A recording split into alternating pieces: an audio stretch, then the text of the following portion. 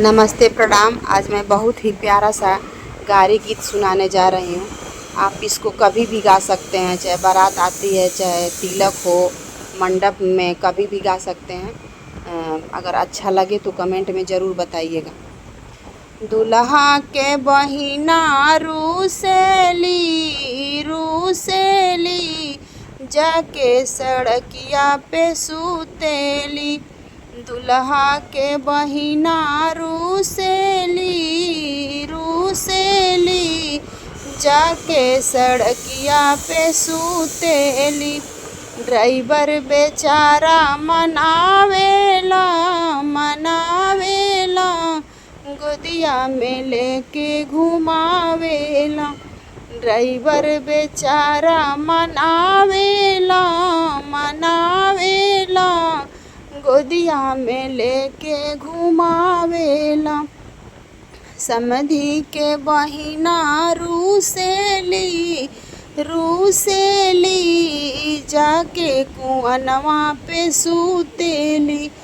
ससुरू के बहिना रूसेली रूसेली, जाके कुआनवा पे सुतेली। कम कर बेचारा मनावेला मनावेला, गोदिया में लेके सुतावेला। कम कर बेचारा मनावेला मनावेला, गोदिया में लेके सुतावेला।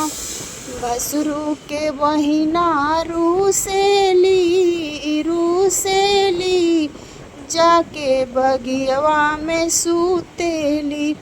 भसुरू के दीदी रूसेली रूसेली, जाके बगियवा में सुतेली। मलिया बेचारा मनावेला मनावेला, गोदिया में लेके खिलावेला।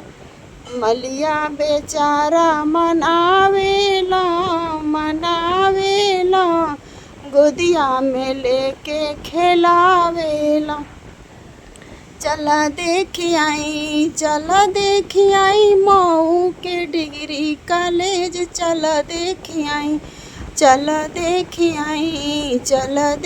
आई मऊ के डिग्री कॉलेज, चला देखी आई।